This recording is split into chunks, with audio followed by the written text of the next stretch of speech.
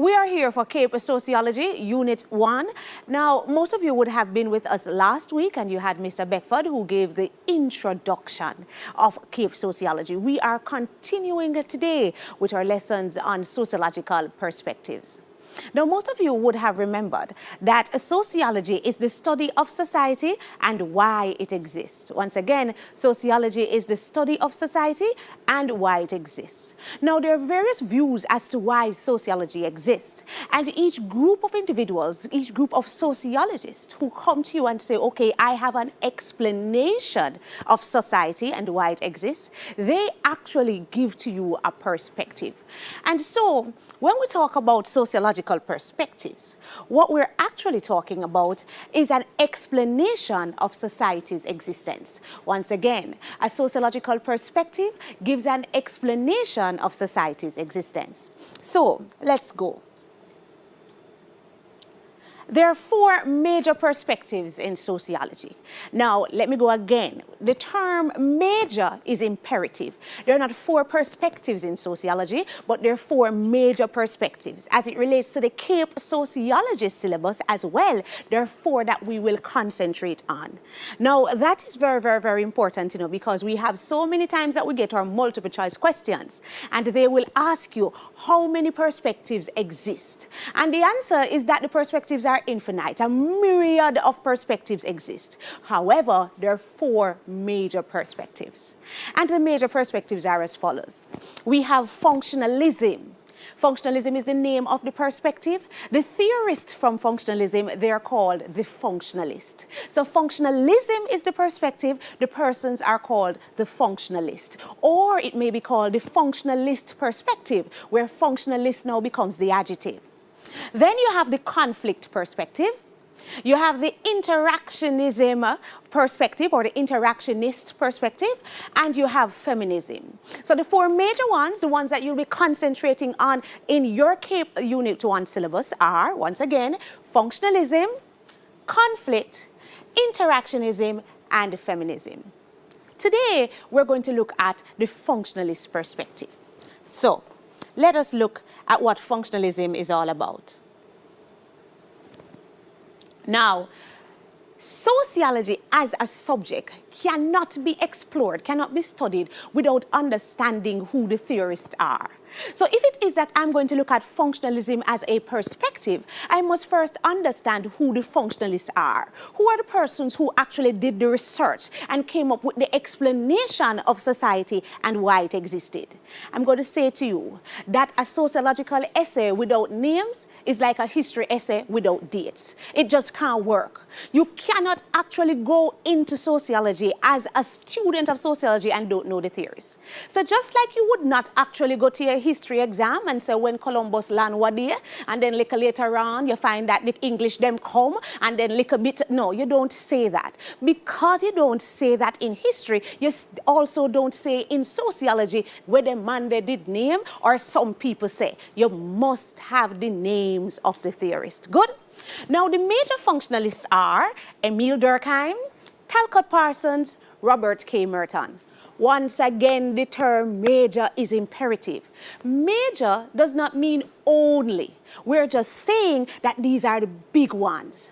In particular, the man called Emile Durkheim.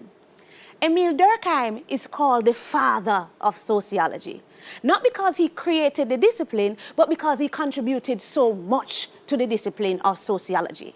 Emile Durkheim is the big man. He's the big man as it relates to functionalism, but he's also the big man as it relates to sociology.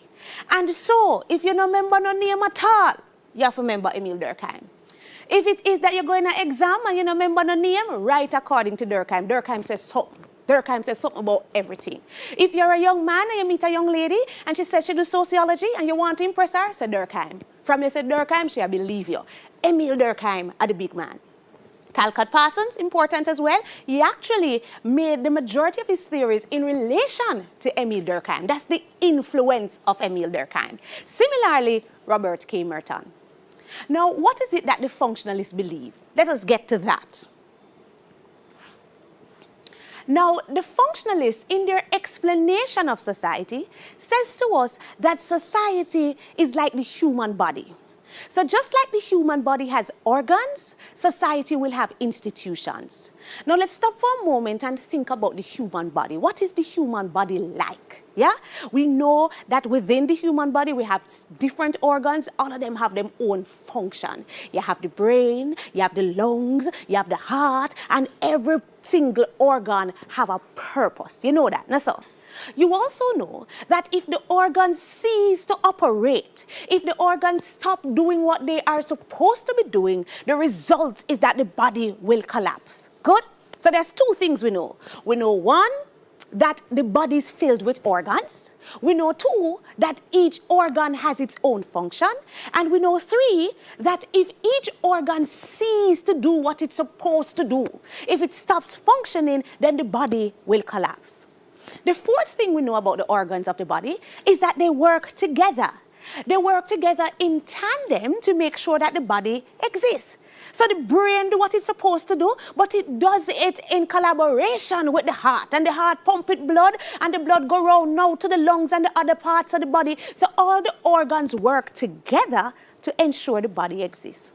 Now, when the functionalists assess society, they say to us, listen, man, for the society to exist, you must have organs. In the case of the society, we call them institutions. And all of these institutions, they act like the organs of the body. Now, let's talk a little bit more about the institutions. Good. What are the institutions in society? We have family. We have the education system, we have government, we have religion, we have the economy. All of these are institutions in the society. And just like the organs of the body have functions, each institution in society has a function. And when each institution actually does what it is supposed to do, function in the manner that it is expected, then it allows society to exist. Now remember, if it is that we are to appreciate a perspective, you must first understand the purpose. The aim of the perspective is to explain society and its existence. It wants to say to you, this is how society is possible, and this cause it, and this make. The functionalists are saying that society is possible because it has functional institutions. Functional institutions that each have a purpose, that contribute to the stability and existence of the society. The reason the society is here is because each of these institutions continue to do what it ought to do, just like each of the organs in the body continue to do what it ought to do. For that reason, the functionalist perspective is called an organic theory.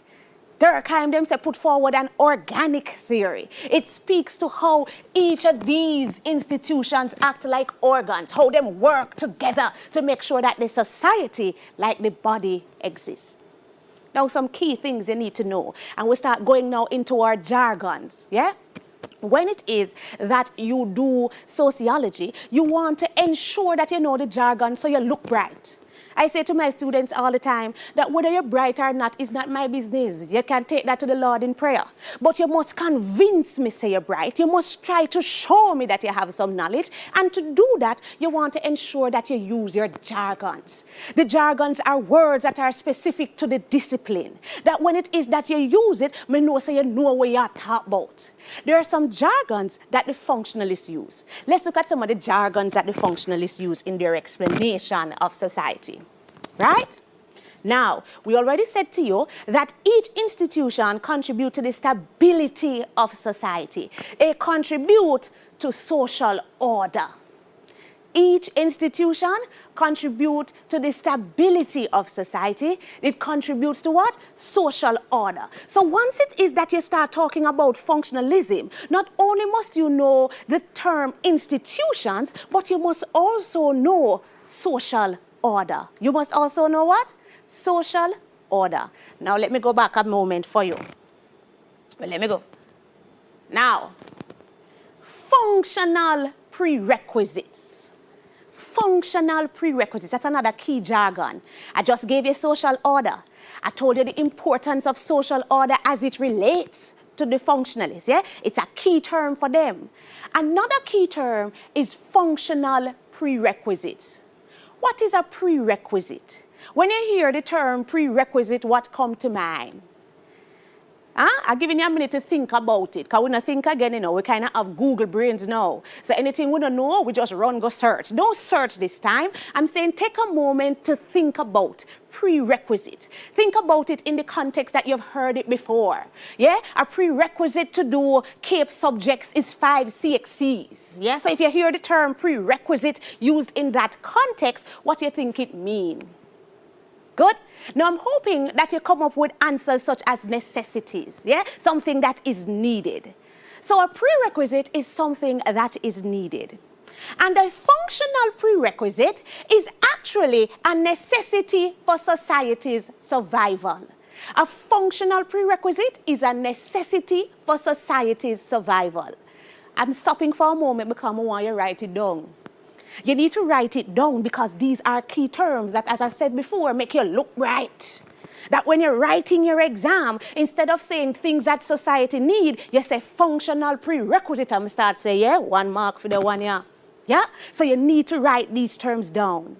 The functionalists are of the view that when the institutions function, they provide society with functional prerequisites. They provide society with what is necessary for society's survival. Yeah? So when each institution do what it is supposed to do, then it provides society with what the society need to be stable. Good? Now let's talk about functional prerequisite a little bit more. One example of a functional prerequisite is a value consensus. One example of a functional prerequisite is a value consensus. So a value consensus now is another key term, is another jargon. Write it down. Write it down. And these are functionalist jargons. And they're going to be important not only when you're writing your essays, but also when you go to your multiple choice segment of your exams. Now, last week, when Mr. Beckford introduced CAPE Sociology to you, he made it clear that the exam has 3 sections. There is the IA, right, that you all do together in class, and then you have the multiple choice segment, which is worth 20%, and then you have your essay segment, right? Now, within the multiple choice segment, a lot of the questions ask you for definitions of key terms. Functional prerequisite is one of the key terms that can come up. Value consensus is another. So the value consensus is an example of a functional prerequisite. The value consensus is something that society needs to survive. Yeah? Now, what is a value consensus? What is the definition of a value consensus? I'm going to break up the terms now and go to consensus. You hear the word consensus already. So think about it and tell me what consensus means. When we say we have arrived at a consensus, yeah? Or do we have a consensus? What do I mean? Now, usually when I ask this question, many students say it means conclusion because of the context we are trying to use. But no, it does not mean conclusion. The term consensus means agreement. And so when I have a value consensus, it means I have an agreement on what is right and what is wrong. Because the term value means the belief in what is right and what is wrong. Yeah? Everybody have them belief about what is right and what is wrong. And so when you have a value consensus, you have an agreement within the society about what is right and what is wrong. And if there is no agreement in society about what is right and what is wrong, then society will cease to exist. Society will collapse.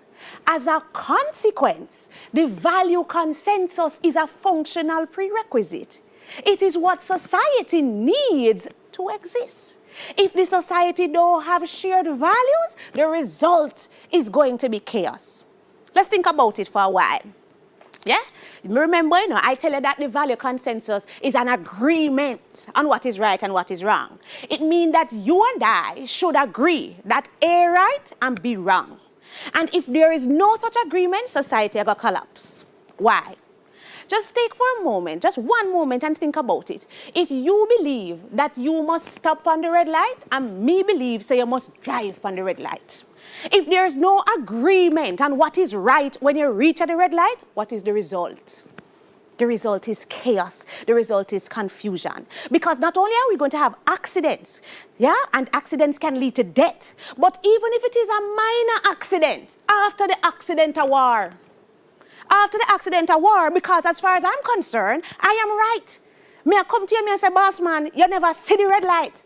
And you look at me and you say, you never see the red light. And we have a war because we are of the honest belief that we are right. There is no agreement between us as to what is right and what is wrong. And if this does not happen, the result is constant chaos, and so society won't exist. And it don't even have to be big things like the stoplight. Little things. If you don't have any agreement on the small things that are right or wrong, the result is the same chaos, conflict between people continuously. If when I say to you good morning, you don't believe that you should respond and say good morning, then the result are conflict. Because me I say, yeah, this me. Yeah? And I'm one of those persons. When I say morning to you and you don't respond, I get vexed. Me I'll walk it up like, excuse me, you never hear me say morning. And you look at me like I want to the woman here. I'm still I say morning, because it is my belief that if I say morning to you, the right thing is for you to respond and say good morning. If you don't have that same belief as I do, then the result is conflict. Good? So going back to the main point, it is that the value consensus, which is a key term, if you don't write it down yet, you waste time.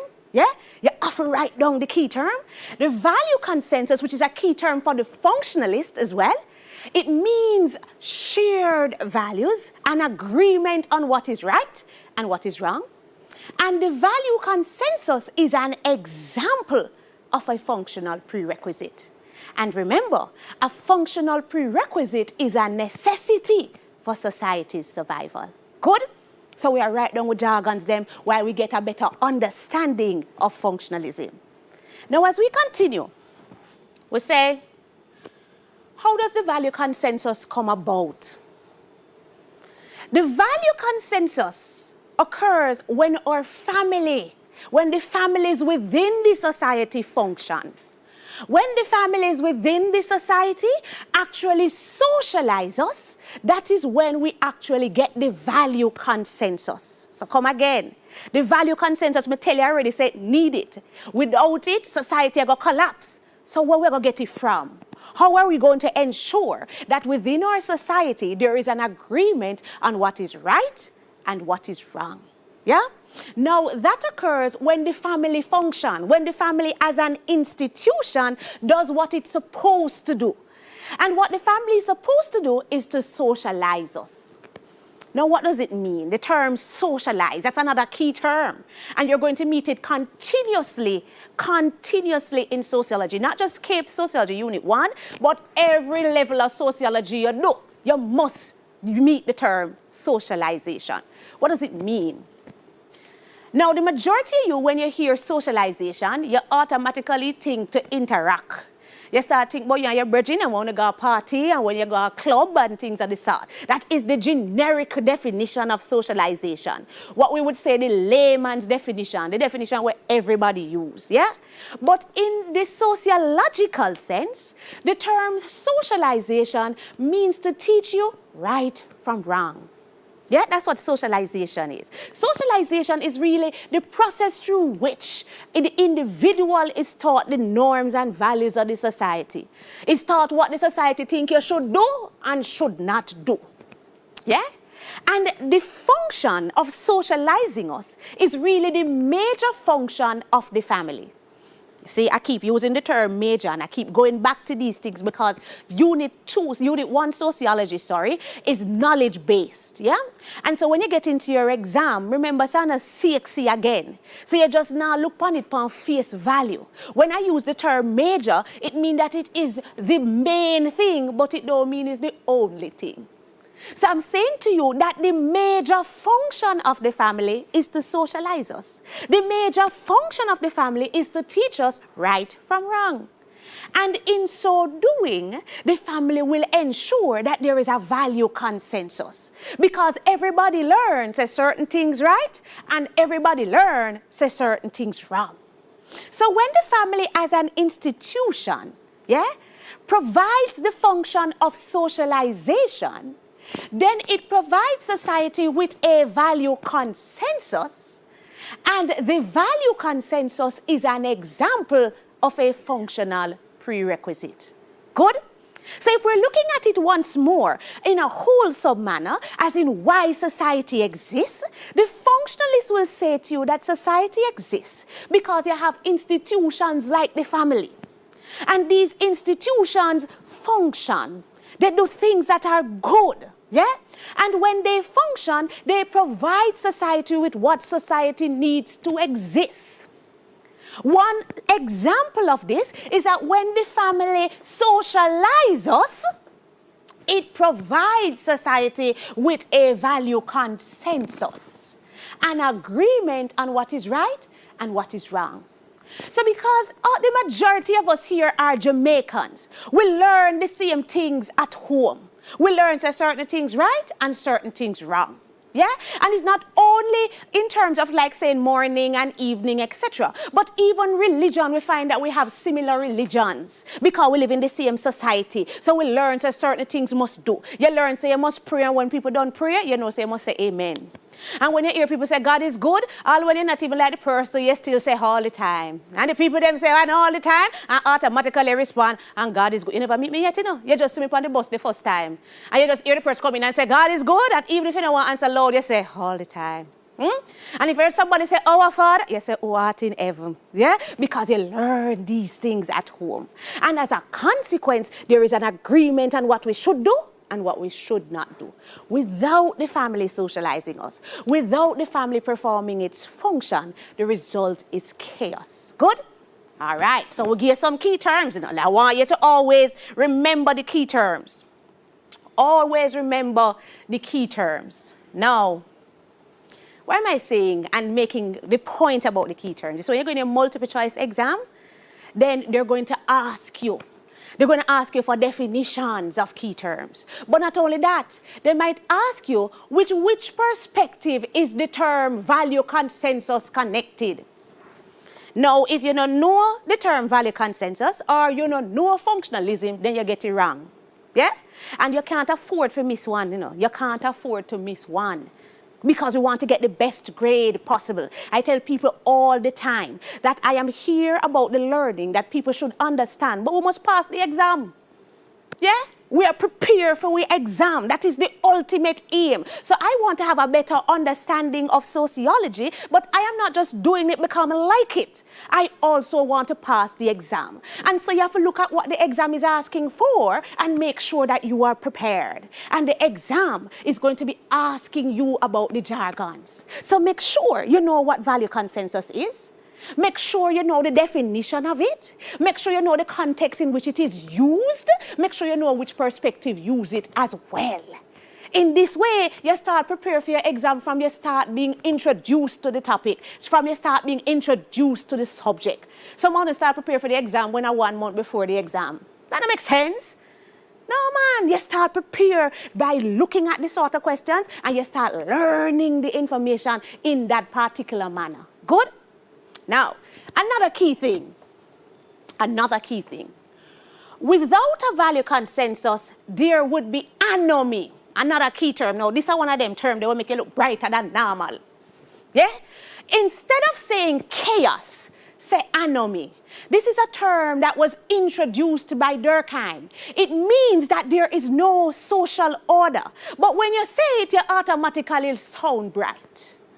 So when you go talk about other topics, when we get in a crime, when we get in a religion, and you start talk about the absence, nobody say chaos again, say anomy. Anomy is another term for societal chaos.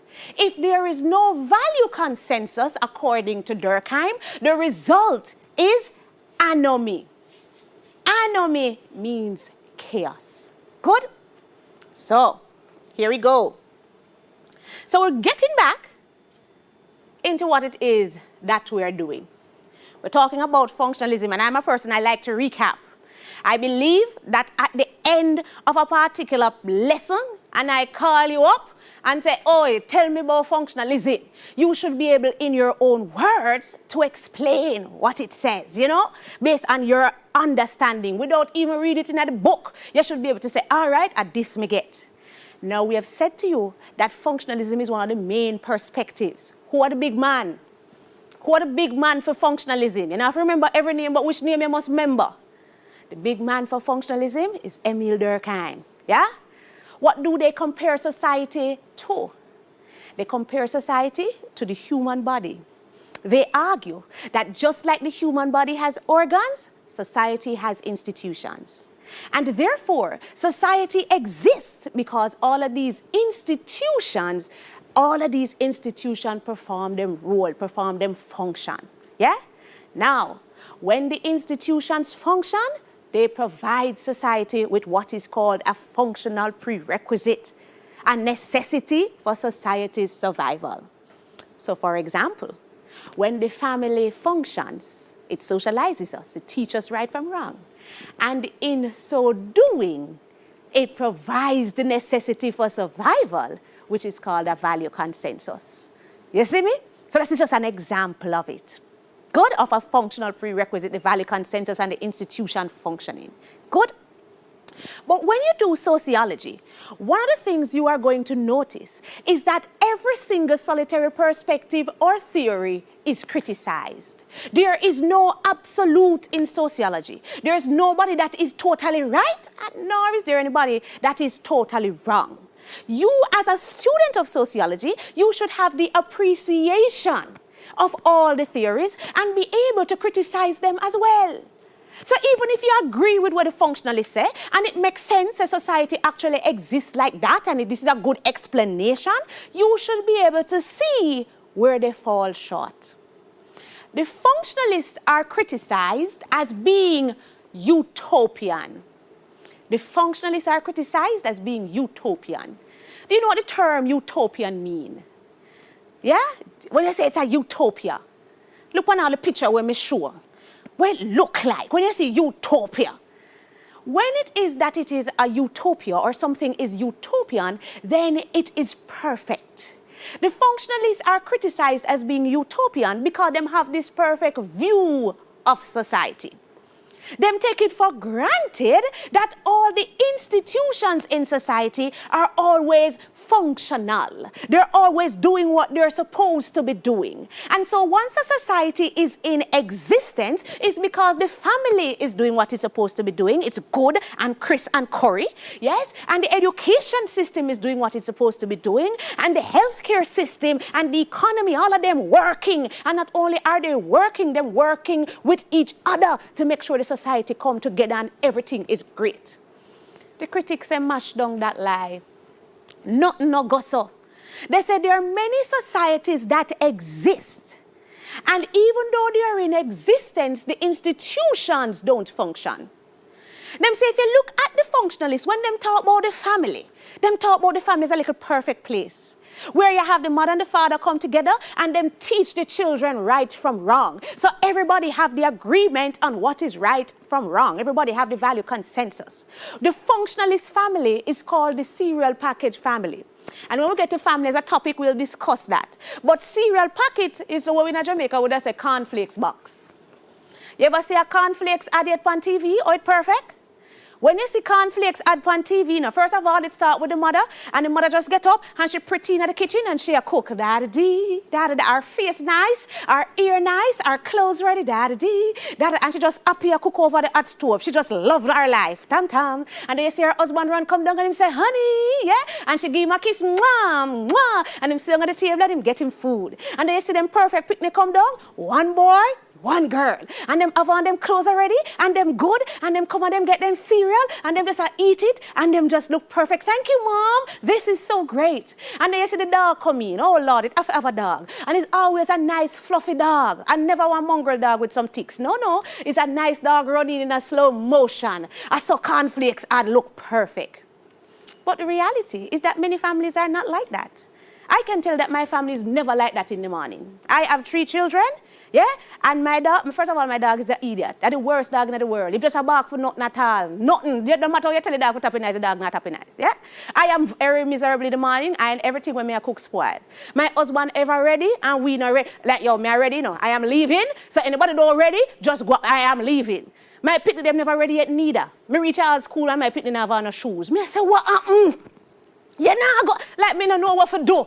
Oh, you could have come out without you. She got tell me, say she did take one foot and she left the next. So the perfection that the functionalists talk about don't exist. But not only is that so, the functionalists take it for granted that the parents will always know right from wrong, and so they will always be able to teach their children right from wrong. The critics say that's not true. There are many parents who don't know right from wrong themselves, and so them can't teach them children right from wrong, and so there's no value consensus being provided. You have to mash down that lie, yeah? And then there are some wonderful parents out there trying to teach right from wrong, and then you have some pickney that no matter what the parents do, them that never take a lesson. Right now, I say to you, some of the things them we uno do, if uno mother ever hear them drop down. If them looking on the message from her last night where you send 11:30, she collapse. Right there, so she collapse. I remember she had teacher right from wrong from early, you know. I always give an example of a little girl that I met in courts long ago. Long time. She must be a big picnic now. But at the time, she was a little girl, and she was a pretty little girl. And you know, when you have pretty picnic, everybody make much of them, and you try to talk to them, hi, pretty girl, and that kind of thing. So I'm sitting in courts, and the little girl passed, and she stepped on my toe. And when she stepped on my toe, I said, come here, pretty girl, what you must say? And she turned around and she just give me a smile and she said, good. Now when she said so, me shaking up me, I said, what? But before I could even respond, the poor mother grabbed her like she just said, Déjeuner, why you not behaving, Déjeuner? Now it means that the mother has been trying to teach her right from wrong. But the child just decide to do what she want to do. The functionalists don't see that. They take it for granted that as an institution, the family will always function. But it's not only the family. They take it for granted that all the institutions function. They take it for granted that once you take step in school, the education system is going to function. That every teacher is going to be there to teach you and like you, and you are going to be there to learn. The sad reality is that that is not the case, not only in Jamaica, but across the world. There are many teachers who don't like teach. Yeah? There are many schools that don't teach in the manner that you expect. Then you don't have many picnic what come to school and them have no intention to learn. That's not where you come school for.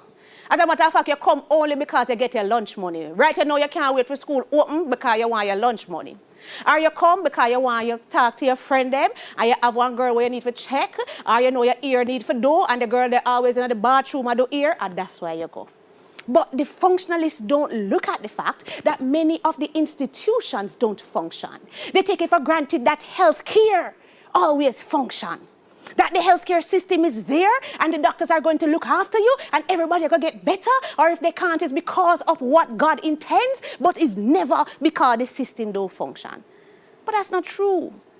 As you get to Unit 2 and we study healthcare, you'll find that the statistics show that in the United States, the healthcare system kills more people than it cures. Yeah? Many people say that about Jamaica as well. And I'm saying many people say that because there's no evidence. And if there's no evidence, you can't use it as examples. There's no evidence. But there are people who believe that the healthcare system does not provide the standard of health that you need. Yeah? Jamaicans will tell you right now that we have some problem with the healthcare system. That you got a doctor and you can't actually go and go see a doctor because we have shortage or you're not on a bed. That means the healthcare system is not functioning in the way it should. Them say you got a certain hospital and from you go, you're dead. That's what Jamaican people say, and that's not necessarily true. Yeah? We got not only that, the people, doctor them give the medicine, you don't trust the doctor. Doctor give this, what you don't know, he must say, yeah, I'm going to go drink some tea. And so the healthcare system can't operate the way it should. And so the functionalists are criticized as being utopian. They're saying that the functionalist perspective does not give a proper explanation of society's existence because they don't see that all the institutions don't always function. They don't see that the society can exist without these perfect institutions doing all the things that they need to do. And so people believe that functionalism is not a proper explanation of society's existence. People believe that Durkheim might be a big man and him do some good research and so forth, but we not think him right. And that is fine. Remember, I said to you, in sociology, there is no absolute. It is one of the things that I love and appreciate about the subject. The fact that it forces you to think. The critical thinking element of sociology is one of my favorite parts, because you should be able to say, all right, functionalism good in this way, whereas functionalism not good in this way. And it is because there is no absolute why you have other perspectives that have evolved, that have given alternate explanations of why society exists. Are you with me? Yeah? Now the key things that we need to remember. The key things that we need to remember. And I'm going to go from the beginning. Now, remember I said to you earlier that you all have an understanding of what sociology is from Dr. Beckford. From last week, Dr. Beckford started. He said to you that sociology is the study of society and why it exists. And therefore, a sociological perspective must be explaining why society exists. Then, I said there are 4 major perspectives, and we gave them. The one that we looked at was functionalism. The big man was Emile Durkheim, and he compared society to the human body. He explained that just like the human body has organs, society has institutions. And so society exists because all of these institutions work together to ensure society's existence. The key terms that you should remember: functional prerequisites. Key term that you should remember: value consensus. Key term that you should remember: socialization. Key term you should remember: institutions. Key term: anomy. If you don't have nothing, write down them terms, because even when I'm not here, once you have them, you can go back and you can do a quick search and you can know what they are. Yeah?